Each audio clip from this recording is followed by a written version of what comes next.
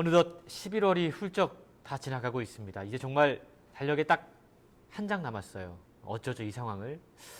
이맘때가 되면 진작부터 좀 싱숭생숭 하실 겁니다. 야, 이렇게 한 해가 다 가는구나. 여러 가지 상념에 젖어들게 되는데요.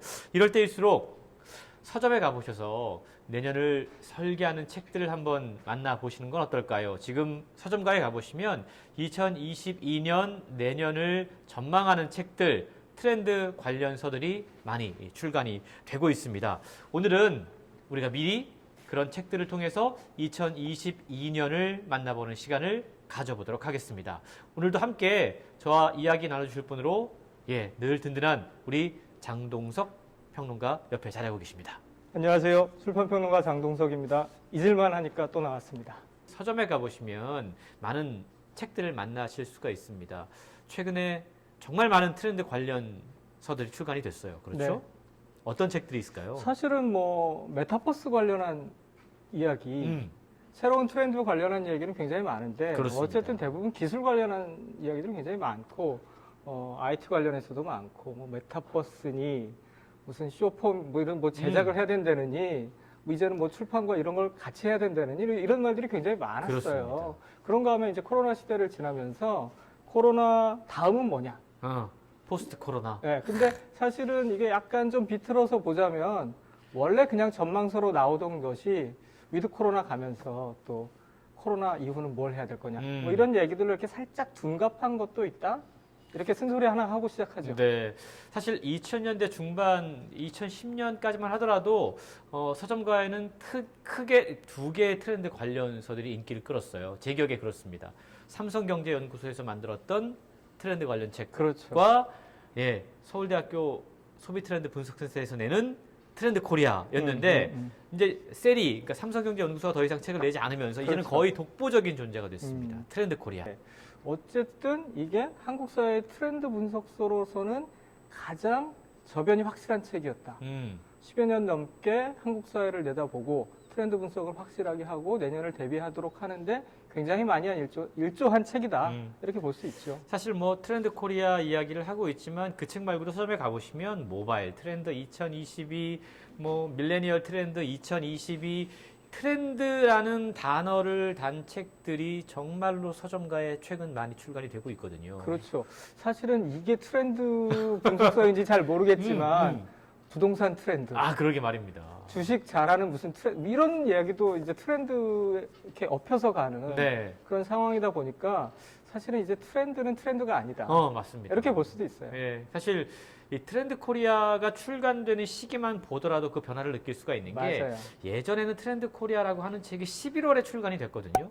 근데 이제 트렌드서들끼리 경쟁을 하다 보니까 책 출간 일정도 자꾸만 앞으로 당겨져요. 맞아요. 선점 효과를 누리면서 그러면서 보통은 이제 10월 중순쯤 되면 이제 트렌드 책들이 막 쏟아져 나오는. 올해 트렌드 분석도 이미 11월 초에 다 끝났어요.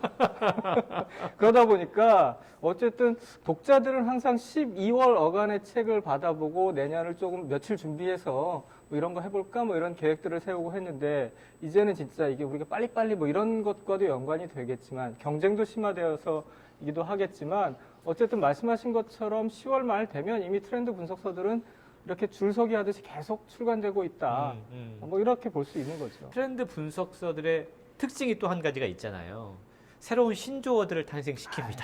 신조어. 우리가 소확행도 그렇고요. 매년 사실 이 신조어를 따라잡기도 너무나 힘들 정도로 많은 신조어와 키워드가 탄생을 하게 되는데 2022년을 전망하는 책들도 다양한 키워드들을 소개를 하고 있더라고요. 그렇죠. 굳이 사실은 모든 트렌드 관련서들이 제안하는 키워드를 다 알 필요는 없을 것 같아요. 그렇죠.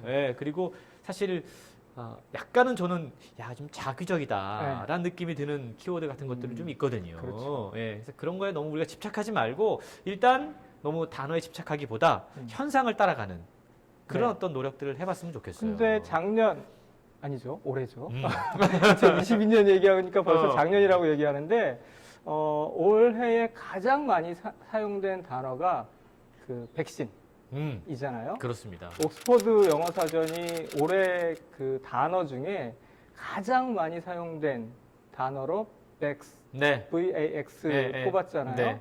평년보다 72배 음. 많이 사용됐다는 거예요. 사실은 생각해 보면 백신 우리는 그냥 겨울 전에 독감 백신 맞자 이 얘기할 때만 백신 이야기를 사용했고 영유아 두신 어머니들 아버지들만 사실은 백신 얘기했지.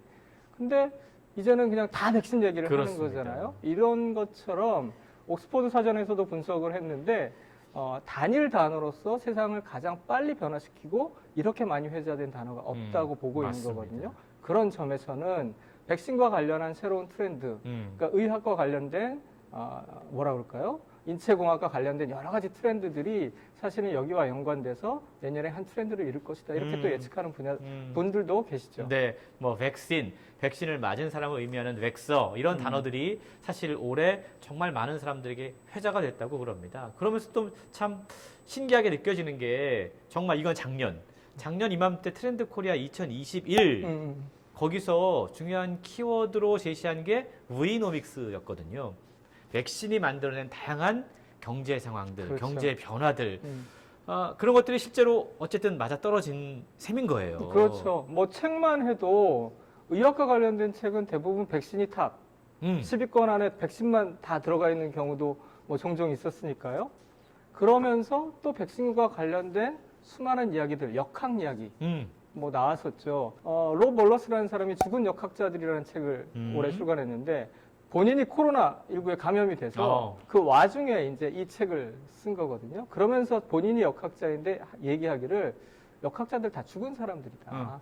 역학의 사회적 관계와 어떤 불평등의 문제까지 쭉 나가서 새로운 세계를 예측할 수 있어야 되는데 백신은 가난한 사람들이 더 많이 맞아야 해요. 이런 얘기들만 하고 있으면 우리 역할을 못하는 것이다. 이런 얘기를 했거든요. 그런 점에서 본다면 백신과 역학 또 이렇게 사회적 관계들을 내다보는 측면에서 보면 새로운 트렌드가 또 하나 나올 것이다. 이렇게 예측할 수도 있을 것 같아요.